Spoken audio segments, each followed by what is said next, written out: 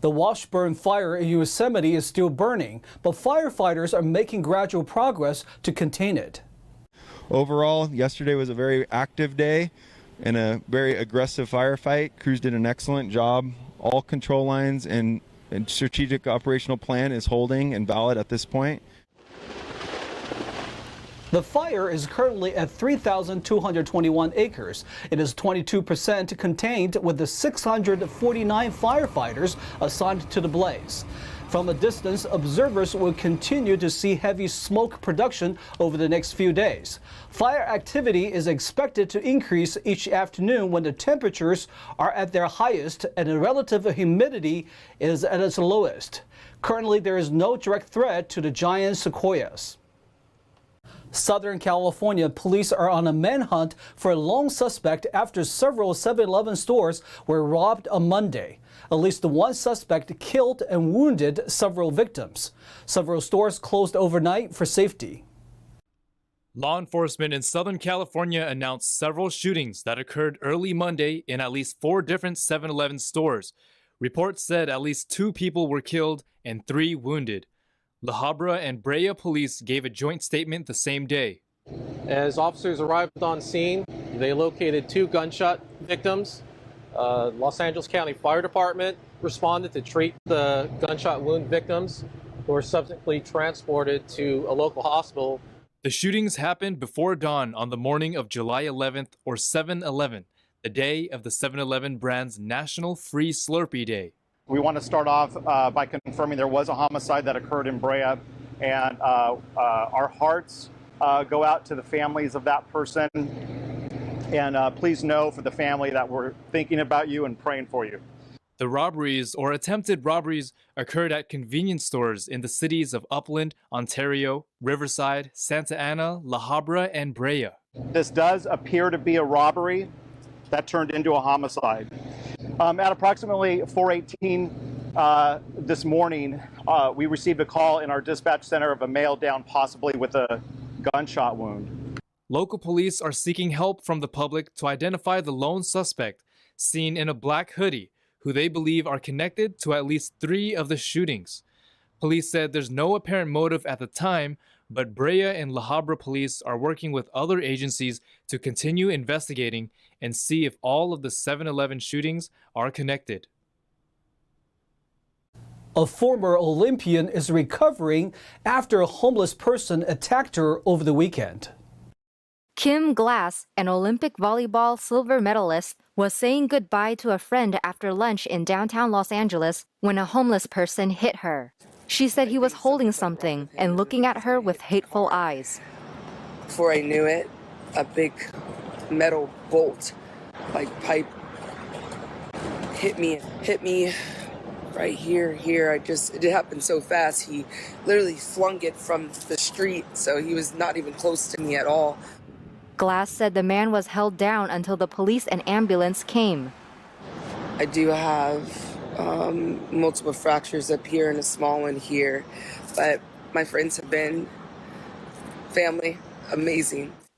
According to the Los Angeles Police Department in a post, the 51-year-old suspect was booked for felony assault with a deadly weapon without bail. Glass said her vision is fine and even joked about the durability of her false eyelashes, saying she'd want to make a deal to buy more. She also warns her viewers about being aware of their surroundings to stay safe because there are people who are mentally ill on the streets. A radical environmentalist group is making life difficult for SUV drivers around the world. Recently, they hit drivers near California's Bay Area. They cite climate change, but local police say an investigation is underway. NTD's Daniel Hall reports. A left-wing group known as Tire Extinguishers claimed on its website that they deflated tires on 12 SUVs in California's Vacaville this month in the name of climate change. A spokesperson for the group told the San Francisco Chronicle that this is the first action in the Bay Area and the first of many. The group has already struck in other major U.S. cities as well as across the globe. A leaflet left on some targeted vehicles' windshields read, "Attention, your gas guzzler kills. We have deflated 1 or more of your tires. You'll be angry, but don't take it personally. It's not you, it's your car." The group advised SUV owners to use public transportation despite some areas having limited options. Their website provides clear instructions with video on how to deflate cars' tires. Deflating vehicle tires can put the driver at serious risk of injury or death. Lieutenant Katie Cordona of the Vacaville Police Department said the case is being investigated as criminal vehicle tampering is punishable by up to 1 year in jail. Daniel Hall, NTD News, California. A new state gun law is being challenged in court. The law restricts guns from being advertised in ways that are deemed attractive to minors. A firearm magazine publisher and a number of gun rights groups have sued California for the law being in violation of the First Amendment. NTD's Jason Blair has the details. Several gun rights groups and the publisher of a youth shooting publication filed a lawsuit against California's new law that bans marketing firearms to minors. They argue that the law violates free speech protected under the First Amendment and would restrict promoting lawful firearm-related events and programs in methods deemed attractive to minors. The suit, filed in a Los Angeles federal court on Friday, wrote that the law clearly violates well-established free speech precedents of the U.S. Supreme Court, making the law frivolous on its face. California District Attorney Rob Bonta's office responded by saying it would take any and all action against the law to defend California's common-sense gun laws. The measure in question, Assembly Bill 2571, was signed into law earlier this month by California Governor Gavin Newsom. He also posted a video on social media condemning the marketing of AR-15s to minors. Do you have no common decency, respect, or even common understanding that kids should not have one of these? The law comes after the U.S. Supreme Court ruled that the Second Amendment protects the right of a person to carry a handgun in public for self-defense. Jason Blair, NTD News, California. A group of people rallied in Southern California to bring a new meaning to BLM. Babies' lives matter. They rallied to raise awareness about the conversations around abortion, following the Supreme Court's overturn of Roe v. Wade. NTD's Jackie Rios spoke to some rallygoers to hear more about why they're against California becoming an abortion sanctuary. On Saturday, the pro-life movement, Baby Lives Matter, held a rally and a march near the Santa Monica Pier in Los Angeles. The event was to warn to Californians that despite the Supreme Court overturning Roe v. Wade, abortion continues in the state. One woman who previously had an abortion says there should be other options. And it was only by accident where I found out that there's a lot of women who talk about the negative impacts of abortion. I had absolutely no idea. I thought I was wrong for feeling what I was feeling because it's legal, right? And we think that the laws protect us. So for women, if it's legal, the laws protect us. It's very strange. And the women that go into the abortion clinics, they feel like they don't have a choice. So women don't have abortions because of freedom of choice. They have abortions because they feel like they have no freedom and no choice. Zamorano said the people who are pro-choice are often silenced. The abortion industry is a multi-billion-dollar industry, so they silence our voices. And that's why I'm here today, is to speak up for women just like me, to speak up for women, because not all of us believe that. Abortions are one of the services Planned Parenthood provides. According to the organization, it completed over 350,000 abortions in 2019. That's nearly half of the 620,000 abortions reported to the CDC that year.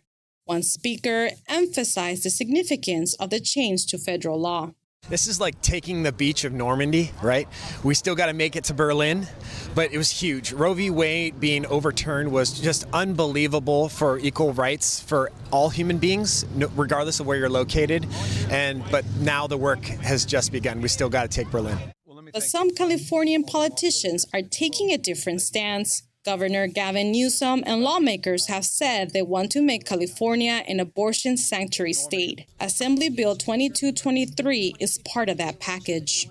They're pushing for even such radical bills as infanticide bills, AB 2223, and they're preparing itself to be sanctuary state for abortion rights. And so we need to mobilize and create an environment and a culture of life here in Los Angeles and California.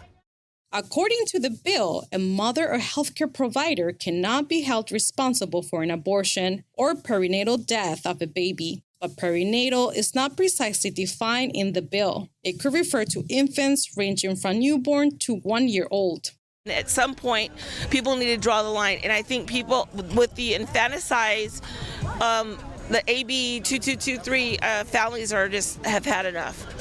For them to continue pushing the issue outside the womb, that's infuriated a lot of people.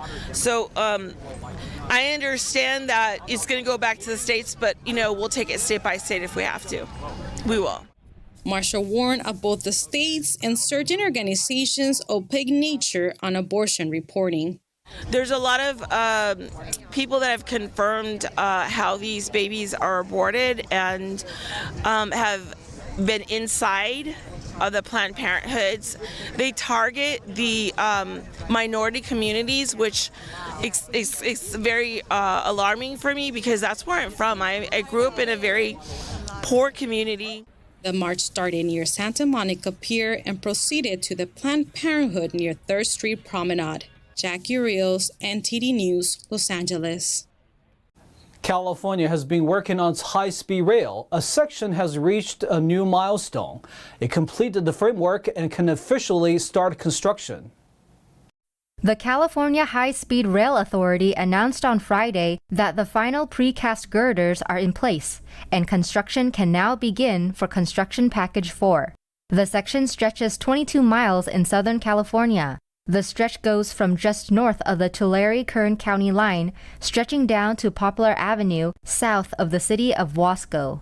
Construction includes at-grade embankments, retained fill overcrossings and viaducts, aerial sections of the high-speed rail alignment, and the relocation of 4 miles of existing Burlington Northern Santa Fe tracks.